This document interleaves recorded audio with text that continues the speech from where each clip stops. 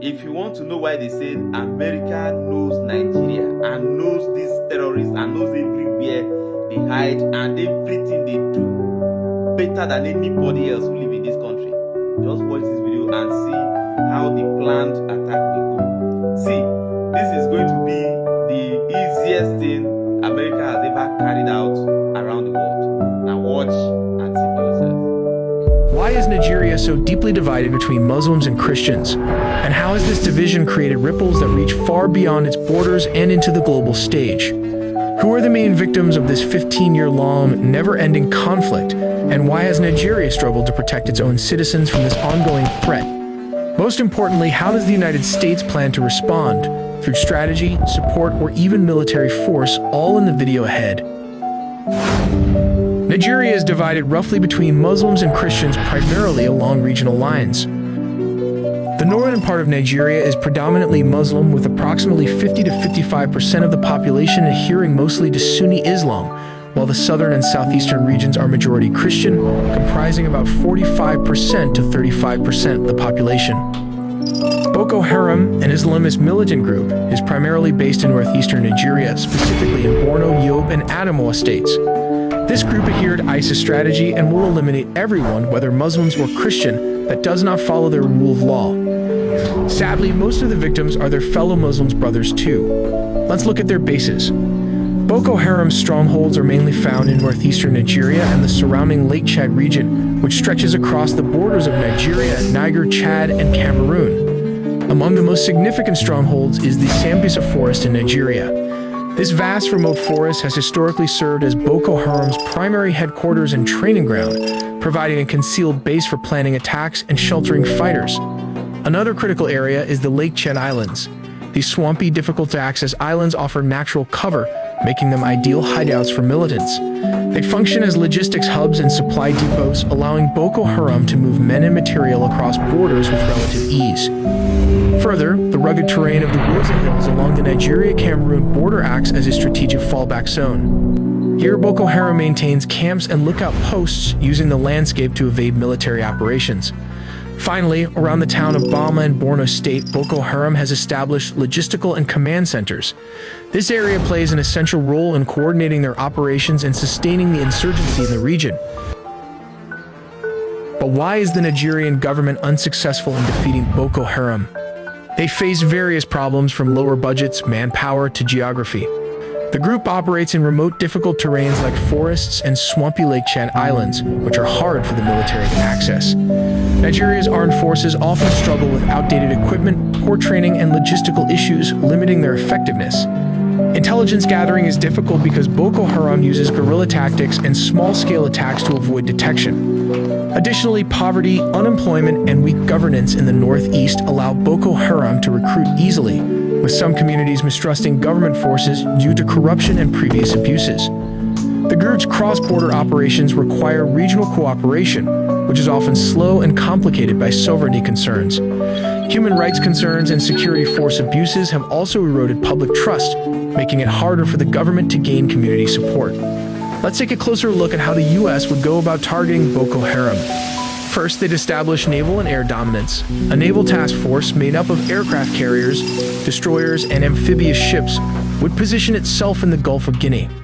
From there, they provide air cover, launch precision strikes, and be ready to quickly deploy troops wherever they're needed. Next comes intelligence gathering. Using satellites, drones like the MQ-9 Reaper, and signal interception, the U.S. would keep constant watch on Boko Haram's movements, strongholds, and communication, giving commanders real-time awareness of the battlefield.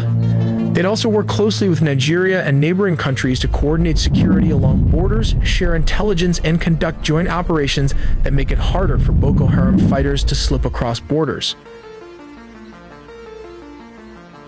The weaponry?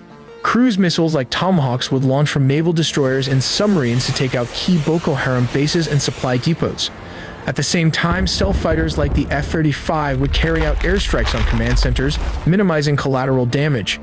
Special forces would roll out in coordination with Nigerian and regional troops to conduct precision raids, capture or eliminate Boko Haram's leadership, and help train local forces to better fight the insurgency. Finally, disrupting Boko Haram's logistics. especially in challenging terrains like the Lake Chet Islands and Sambisa Forest, would be vital. Cutting off their supply lines and making movement difficult would severely weaken the group. Together, this multi-layered approach combines America's advanced military capabilities with regional partnerships to systematically break down Boko Haram's strength, reduce their recruitment, and help restore stability in the region. For the U.S. to completely dismantle Boko Haram, they would need Marines and boots on the ground. The strategy involves deploying a ship capable of carrying Marines, tanks, and armored vehicles close to the shore using these hovercraft. These hovercraft traverse water, beaches, and difficult terrain, delivering troops where traditional landing craft or aircraft can't go. Marines then secure beachheads and push inland to clear urban areas and complex battlefields, missions impossible without boots on the ground. The strength of amphibious forces lies in their seamless integration of ground troops, tanks, helicopters, and F-35 fighters, working together to suppress enemy resistance and maintain momentum.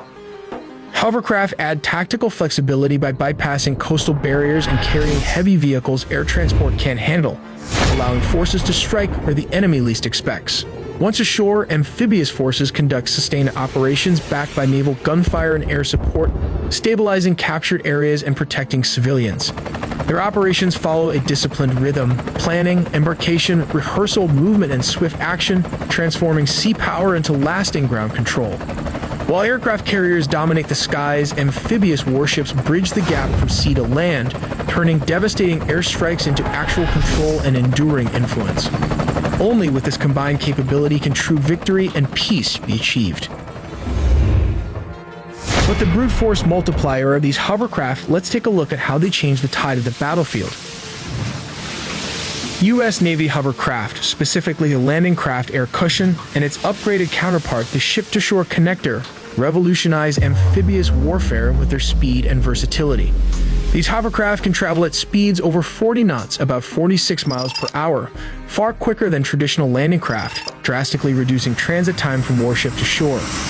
Their unique air cushion design allows them to glide seamlessly over water, beaches, marshes, ice, and difficult terrain, places where conventional boats cannot operate.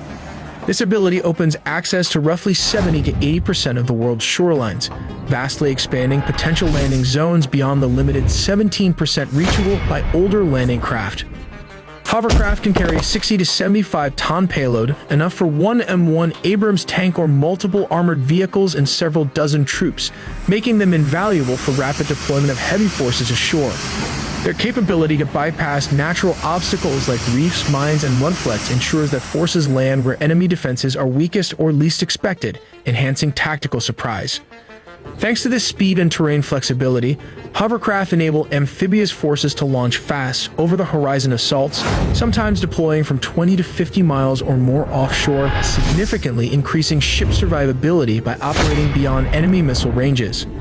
Operations using hovercraft change the battlefield by allowing swift buildup and sustainment of combat power ashore, combined with naval gunfire and air support, maintaining momentum and overwhelming the enemy before defenses can react. In the age of drone warfare, a giant ship like the Wasp class, a floating airport, faces new vulnerabilities. Even a simple $20,000 Iranian drone has the potential to wreak havoc on its platform. To resist such threats, these ships are armed with multiple defensive layers designed to counter attacks from every angle. At the bow and stern, the RIM 116 rolling airframe missile launchers rise above the starboard side superstructure, offering clear lines of sight and rapid interception capability against incoming missiles. Midway along the ship, on both port and starboard sides, the RIM-7 Sea Sparrow missile launchers work in tandem with their fire control radars to provide broad coverage against aircraft and missile threats. Failing systems protects the superstructure and are found forward and aft of the ship. Some Wasp-class ships feature a third amidships, ensuring that defensive fire overlaps and every sector remains covered. Mark 38 machine guns sit at the edges and corners of the hull, their elevated open-deck mounts giving them a wide field of fire to engage fast boats or drones approaching from any direction. Closest to the weather deck, 50 caliber M2 Browning machine guns are distributed at the bow and amidships on both sides. These are placed so operators can quickly respond to low, close-in threats approaching the waterline, filling the final gap in the ship's comprehensive defensive envelope. If the preceding method proves ineffective against small targets, another close-in weapon system, the CRAM, comes into play. The CRAM integrates the radar and electro-optical system of the phalanx, but this bad boy alone packs an 11-cell RAM launcher that can be reloaded, thus creating an autonomous system that can engage threats without relying on external information. Within the CRAM is the RIM-116 rolling airframe missile equipped with an infrared homing device. This small, lightweight infrared homing surface-to-air missile is specifically designed for engaging subsonic missile, such as the Soviet-era P-15 re-engineered by Iran.